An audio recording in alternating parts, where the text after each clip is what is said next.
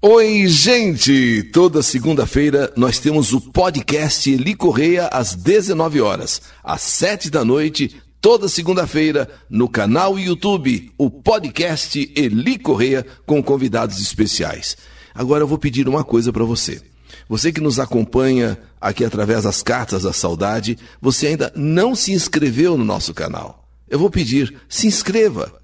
A sua inscrição é fundamental para que o nosso canal se torne cada vez mais forte. Vamos lá? Estou esperando então a sua inscrição. Canal YouTube Eli Correia Oficial, o canal da saudade. E no canal YouTube Eli Correia Oficial, uma carta para você pensar, analisar as mudanças que acontecem na vida. De repente, algo se transforma, muda, muitas vezes de bom para melhor ou muitas vezes de melhor para bom. É melhor você acompanhar essa carta para você entender o que eu estou falando. A maldição de minha mãe, nem depois de morta vou te dar sossego. Começo aqui a minha história, mas peço que não diga o meu nome e nem o nome da minha mãe, pois vou falar muito sobre ela. E minha família, com certeza, vai me crucificar se souber que sou eu. Porque só se sabe o tipo de pessoa que ela é quem conviveu com ela, como eu. Comecei a trabalhar muito cedo para ajudar os meus pais. E com 14 anos eu engravidei. 14 anos eu engravidei do meu namorado. E ele veio morar comigo na casa dos meus pais. Casa que pagávamos aluguel. O tempo foi passando e eu já tinha tido mais 2 filhos. Então, já com 3 filhos e 20 anos de idade. Eu trabalhava e não tinha muito tempo de cuidar dos meus filhos. E quem cuidava deles era a minha mãe. Mulher guerreira e, apesar de deficiente, ela cuidava dos meus filhos e da casa e me ajudava muito. Após o nascimento da minha 3ª filha, eu me separei do meu marido, pois ele começou a beber e a jogar valendo dinheiro, e as brigas então entre nós passaram a ser constantes. Você com dificuldades para manter 3 filhos, e ainda o marido, além de beber, jogar a dinheiro, perder dinheiro em jogo. Meu pai e eu continuávamos a lutar pela nossa família, e já não pagávamos mais aluguel, graças a Deus, pois minha mãe frequentava reuniões do CDHU e, graças a Deus, tinha sido sorteada. E eu, com o meu pai, trabalhamos por 4 anos no mutirão como ajudantes de pedreiro, todos os finais de semana. E logo estávamos na nossa casinha. Eu, meu irmão, meus pais e meus 3 filhos. Mas a vida não estava fácil. Passávamos muitas necessidades, mas estávamos lutando. Passando um tempo dessas dificuldades, minha mãe resolveu vender a casa, pois não conseguimos terminar as reformas.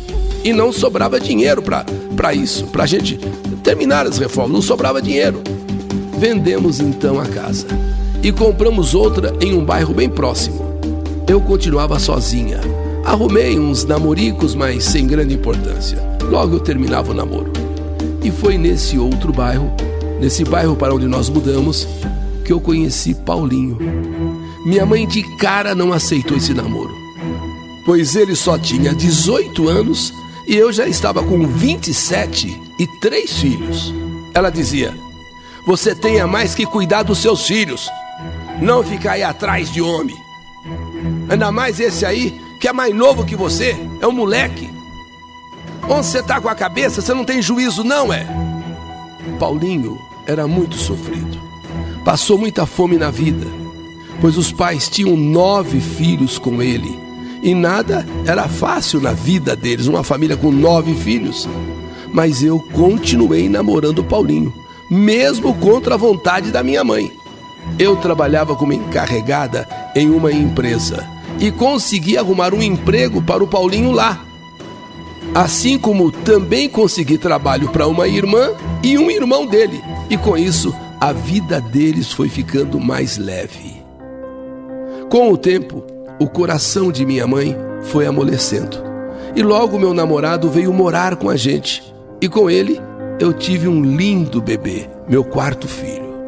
Nessa época, a minha filha mais nova já tinha 10 anos, a mais velha tinha 13 e o meu filho tinha 12. E agora nasceu um bebê. Estava tudo perfeito, pelo menos eu achava que sim.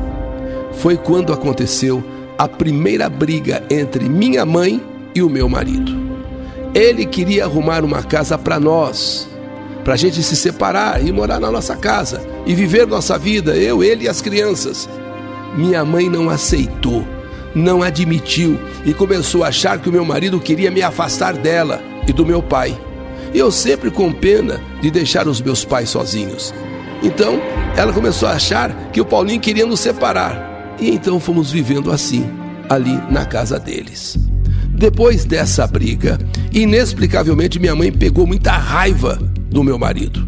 Eram brigas constantes agora e eu não conseguia me decidir. Meu pai dizia: vai filha, segue a sua vida. Vai filha, você conhece a sua mãe. Mas a minha mãe chorava.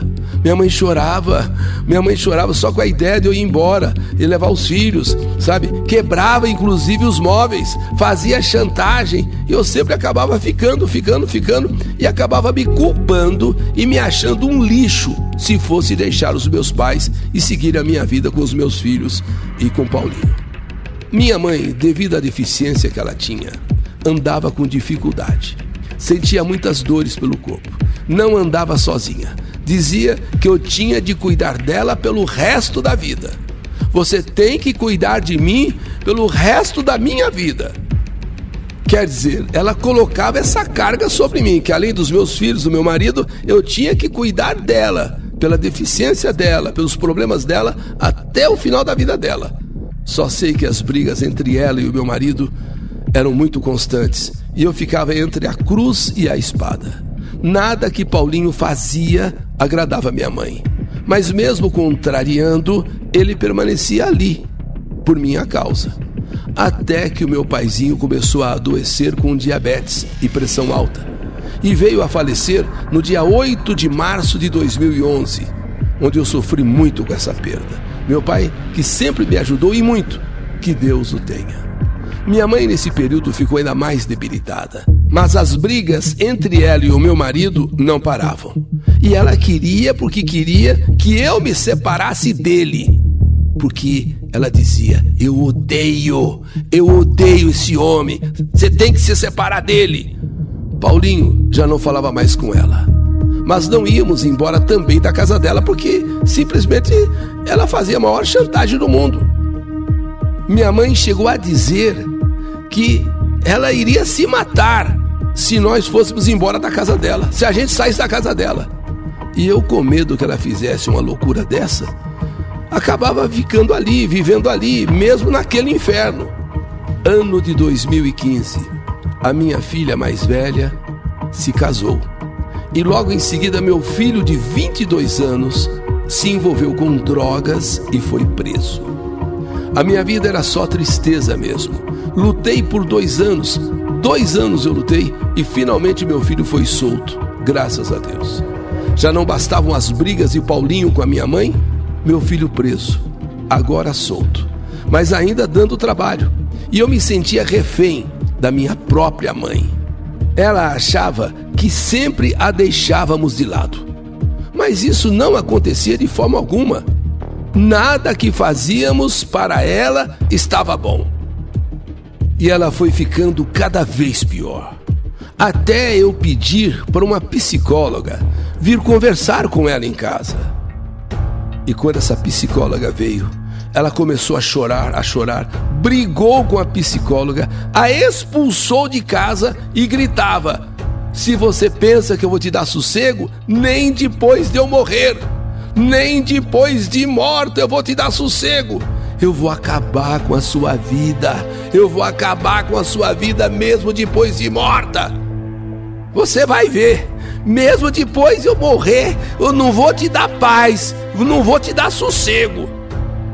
Então, já não aguentando mais, eu e Paulinho arrumamos uma casa. Não dá mais, fazer o quê? E já íamos inclusive nos mudar. Mas por incrível que pareça, No dia de nós assinarmos o contrato da casa, no dia, meu marido foi despedido da empresa. Eu trabalhava, mas sozinha eu não ia conseguir pagar aluguel, pois no dia da assinatura do contrato ele foi mandado embora. Mesmo eu trabalhando, como é que nós íamos pagar o aluguel e manter a família? Nesse dia, acreditem, a minha mãe aplaudiu, a minha mãe começou a dar gargalhadas, ficou feliz, porque sabia que nós não sairíamos da casa dela, eu sabia, e feliz e contente que não deu certo a assinatura lá do contrato pela dispensa do meu marido da empresa. Dali em diante é que a nossa convivência naquela casa virou realmente um inferno. Minha mãe passou a brigar com a gente por qualquer coisa. Meu irmão até conversava com ela, pedia para ela parar de ser daquele jeito. Ela até melhorava uns 2 dias, mas depois voltava a ser quem era e não nos deixava em paz. Em 10 de março de 2019, um domingo, acordei cedo. Comprei pão para todos nós tomarmos café juntos. Chamei a minha mãe.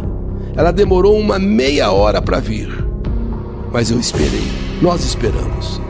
E assim que ela chegou e viu nós ali esperando por ela, foi gritando: saiam da minha mesa! Saiam da minha mesa! Vocês só podem sentar aqui depois que eu tomar meu café e me levantar! Saiam da minha mesa!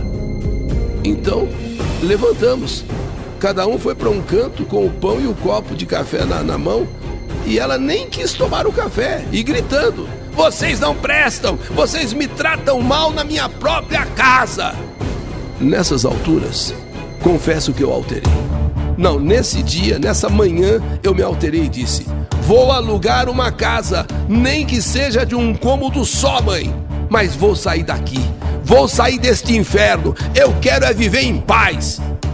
Saí pela rua chorando, sabe, e sem querer voltar para casa. Sabe quando você sai assim chorando e sem querer voltar? Eu só voltei quando já era noite. E pela manhã do dia 12 de março de 2019, escutei um barulho como se alguém estivesse caindo, ou como se alguém tivesse caído. A minha filha correu para ver o que era e encontrou a avó caída no chão e se rastejando, sem conseguir falar. Tentava falar e não conseguia. Minha filha gritou: mãe, corre aqui, a avó está caída no chão e tá estranha, ela não tá conseguindo falar. Minha mãe muitas vezes simulava que estava passando mal, fingia estar doente só para chamar a atenção. Mas em todo caso eu fui lá, subi as escadas na ponta dos pés e olhando ela no quarto, vi que realmente ela estava estranha.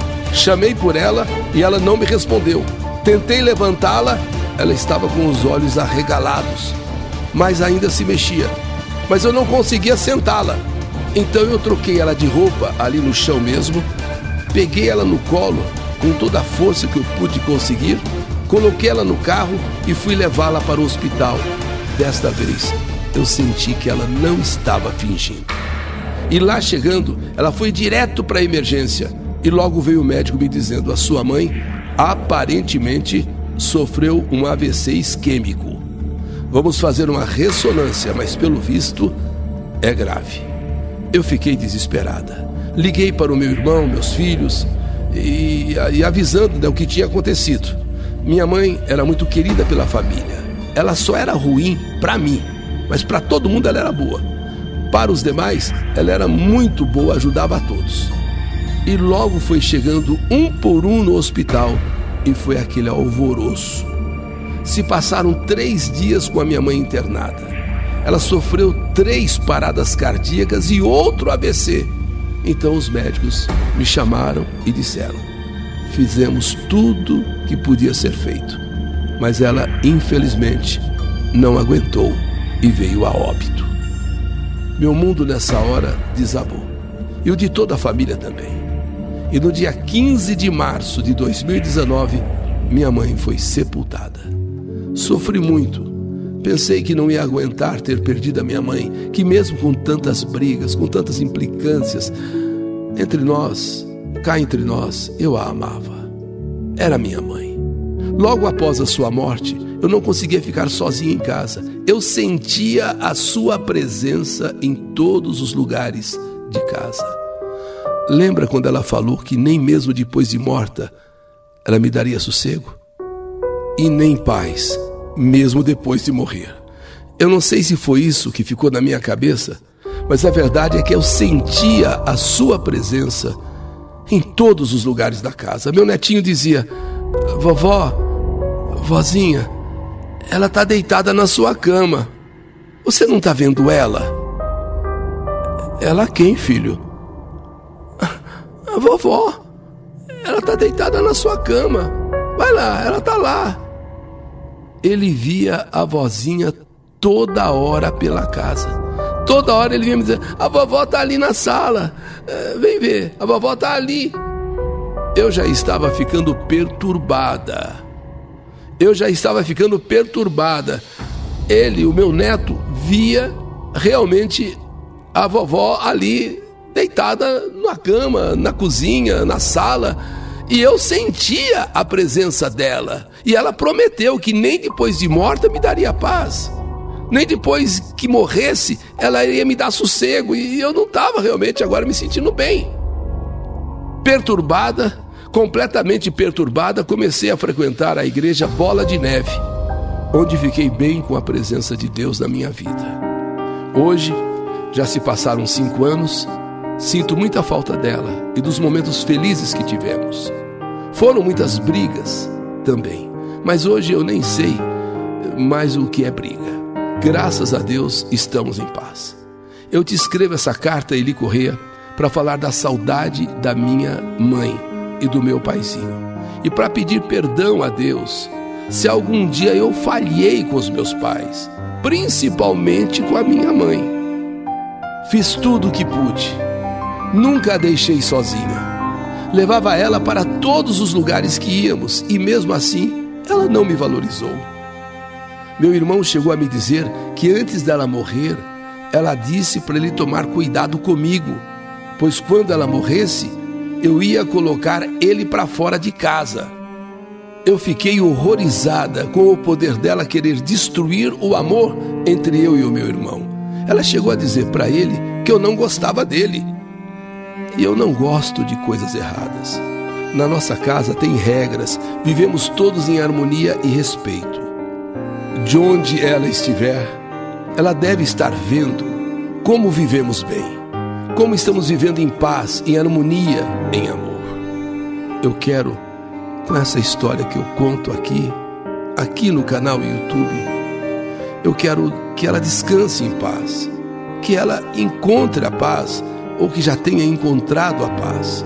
Quero aqui dizer que temos que honrar e respeitar nossos pais, mas também que nós, como mães, não devemos levantar a ira de nossos filhos e nem provocá-los, pois os filhos de hoje já não têm a mesma paciência que eu tive. Muito obrigado, Eli Correia, por narrar a minha história. Aliás, esta história que é minha e de minha mãe. Que saudade de você! A maldição de minha mãe, nem depois de morta vou te dar sossego.